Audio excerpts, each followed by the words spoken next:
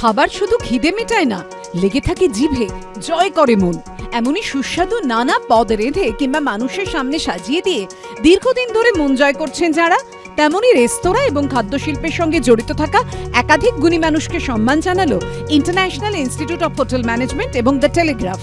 শনিবার আয়োজিত হলো টেলিগ্রাফ ফুড অ্যাওয়ার্ডস 2025।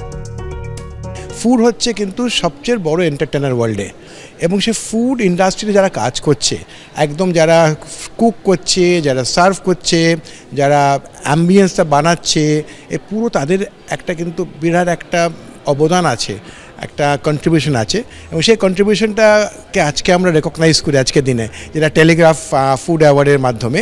এবং এটা আমার মনে হয় ওদেরকে খুবই মোটিভেট করে, ইন্সপায়ার করে, এবং I wish all the winners big success and congratulations to all the winners. স্বর্ণালী সন্ধ্যায় হল অফ ফেম সম্মানে ভূষিত হন স্পেশালিটি গ্রুপের কর্ণধার Anjan Chattopadhyay. Food and beverage industry is one of the most difficult industries. They work 24/7, 365 days in a year, কোনো দিন বন্ধ হয় না। But recognition of this kind gives them a lot of inspiration. এবং দেখুন, at the end of it সবাই চায় recognized হবে। তো সেইখানে এইরকম একটা প্ল্যাটফর্ম, টেলিগ্রাফ অ্যাওয়ার্ডস, এরা একটা সুন্দরভাবে আমাদের যারা কাজ করেন এবং শেফস আছেন তারা মোটিভেটেড হন। And I think that this is one of the best things which Telegraph has done. উদ্যোক্তারা জানিয়েছেন, এবছর যাদের সম্মান জানানো হয়েছে তাদের বেছে নেওয়ার দায়িত্বে ছিলেন বেশ কয়েকজন বিশিষ্ট মানুষ। তাদের মধ্যেই একজন পরিচালক Aniruddha Raychaudhuri. Food for thought বলে একটা ব্যাপার আছে, তো আমাকে যখন ডাকা হয়েছিল খুব আনন্দের সহিত এসেছিলাম। আর কিছু জায়গায় খাইনি আগে, সেই জায়গাগুলো খেয়ে তারপর জাজ মানে যে যা ভাল লাগে, এই বছর এটা ভাল লাগছে, নেক্সট বছর আরেকটা ভাল লাগবে। বাট আমরা চেষ্টা করেছি যতটা, ইট ওয়াজ আ ভেরি টাফ কম্পিটিশন, যতটা সঠিকভাবে বলা যায় যেই খাওয়ার সকলের পছন্দ হয়েছে, সকলে খুব ডেমোক্রেটিকভাবে এই অনুষ্ঠানটা হয়েছিল।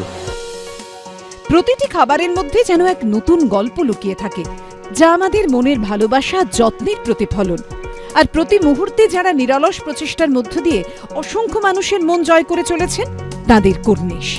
Aritrik Bhattacharya report, ABP Ananda, Kolkata.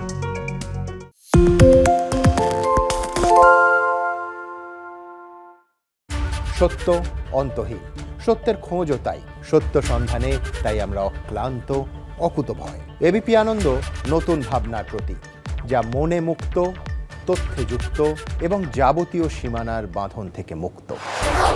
সীমা না শব্দটির মধ্যে লুকিয়ে আছে মানা শব্দটি, যেন চোখ রাঙানি এক অদৃশ্য বেড়াজাল, যা আটকে রাখে আমাদের এক ছোট্ট গণ্ডির মধ্যে। একমাত্র সঠিক খবরই গড়ে তুলবে এক মুক্ত সমাজ। সেই জগৎ গড়ার লক্ষ্যে কোনো সীমানার ঠুকুটি আমরা মানব না। এবিপি আনন্দ এগিয়ে থাকে, এগিয়ে রাখে।